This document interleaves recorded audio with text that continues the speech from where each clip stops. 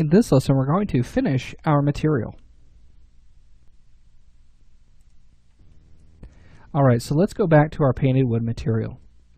Now you'll notice that what we built in the last lesson was a wood material using this texture, but then we started attaching and multiplying and bringing together these different nodes to create a different effect. Now we've got this result here, and I'm pretty happy with that. And we can change this value here. This is going to be our paint color. We could change that to any color that we want. But I want to add just a little bit more to this texture. And I want to add some roughness to it, and I also want to add a little bit of specularity to the paint color. So to do this, let's go ahead and bring in the spec map that I have prepared for this. If I scroll down, you'll see that I have this wood spec.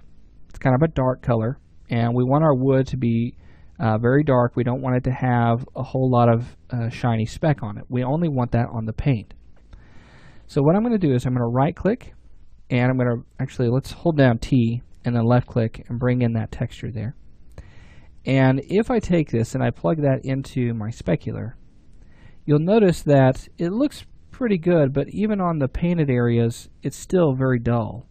The painted areas should look a little bit more shiny than that. So we have to work a little bit on our specularity. So what I'm going to do is I'm going to get the painted information, and I'm going to use that with this specular information. So let's go ahead and use the same method that we used here. We're going to go ahead and lerp that. So let's go ahead and hold down L on the keyboard and then left click, and there's our lerp. And we're going to plug in our specular map. We're going to plug that into A. Now what are we going to plug into B? Well, B, we want to use another color value. We could use a color value, but I actually want to use just a numerical value, a value of 0 to 1. Now, numerical values in Unreal Engine 4 materials, they go from 0 to 1, and they also have a color equal to that. So whenever you think of the value of 0, you want to think of the color black. Whenever you think of the value 1, you want to think of the color white. Now anything in between 0 and 1 is going to be a different value of gray. So to bring all of this together, let's go ahead and right click and let's bring in another node, but we're going to use a constant in this case. So we're going to go to constants and then constant, and notice that it just gives us a number. If we left click on that, you can see that 0 is the default value. But you'll also notice that we have these details that we can change that value. Now this is going to be the default value of the object. So I can set this to 1 and hit enter.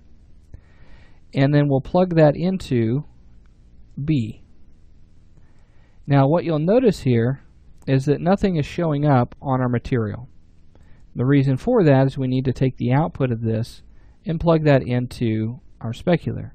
Now remember, we only want that to work on the painted areas. So we need to take this texture and plug that into the alpha, just like we did with this object.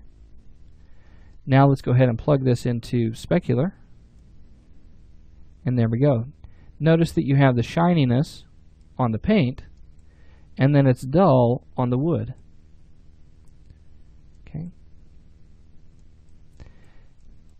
Very good. Now, we can come in and we can start to make adjustments to that value. So if I take that and I say, let's do 0.4, notice the specularity will change on that. Okay. All right, now that has been plugged in. Let's get our roughness through our normal map. This can be done by going to your content browser and choosing the wood normal texture. Go back into your material, hold down T, left click, drop that as a texture sample, and let's drag that into our normal property. Now with that, we've got this roughness, and that's looking much better. Now what I want to do is I want to make sure that this material can actually be instanced. Now you might be wondering, what is instance? What does that mean? There may be cases where I don't want a painted wood to be this white paint.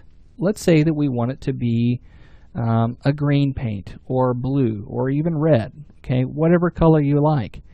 What I can do is I can create parameters on a material, and then I can expose those and have the ability to make instanced materials. So to do that, we need to create some parameters inside of our material. And this is very easy to do. First thing is I want to be able to change this color from an instance material. I can't do that with the current node that's here.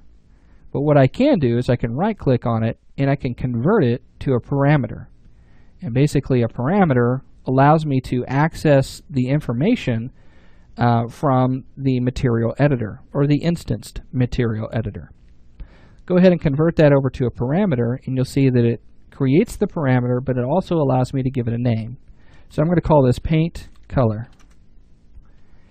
I also have another value, which is here, and I want to convert this to a parameter. So if I right click on this, convert it to a parameter, I can give it a name.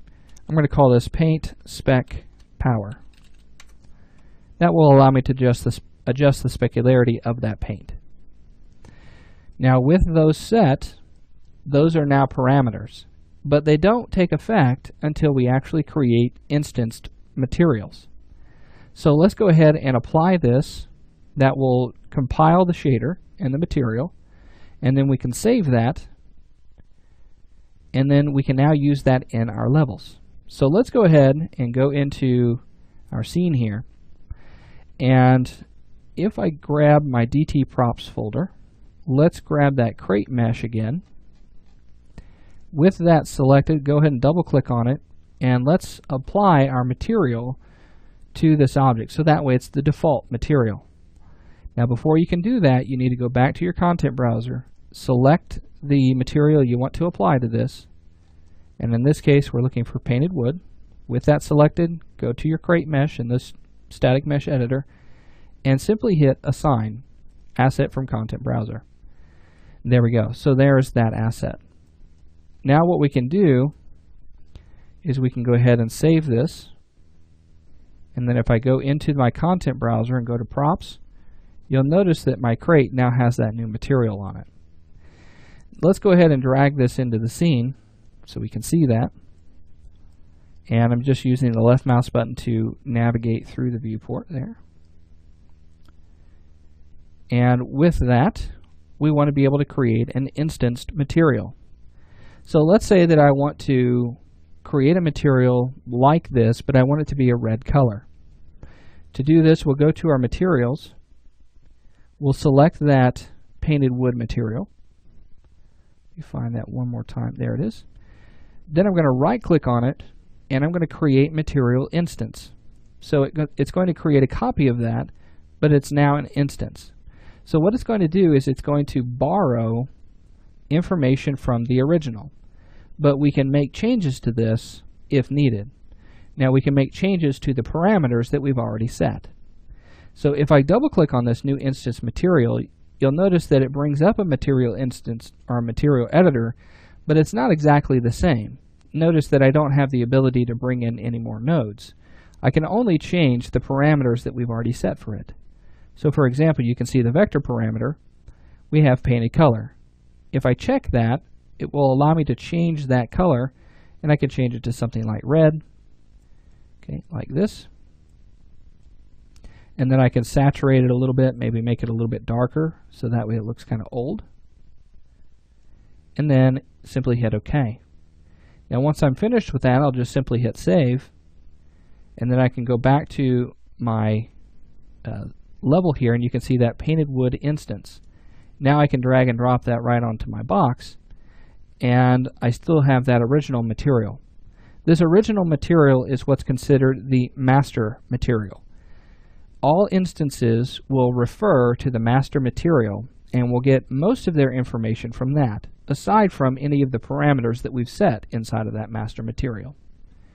So now that we've learned how to create materials and then how to create parameters on materials to make material instances, now we want to move on into our next lesson, where we're going to talk about how to take these assets that we've created and we've populated inside of our content browser, and we're going to bring those into our world. We're going to learn how to manipulate them.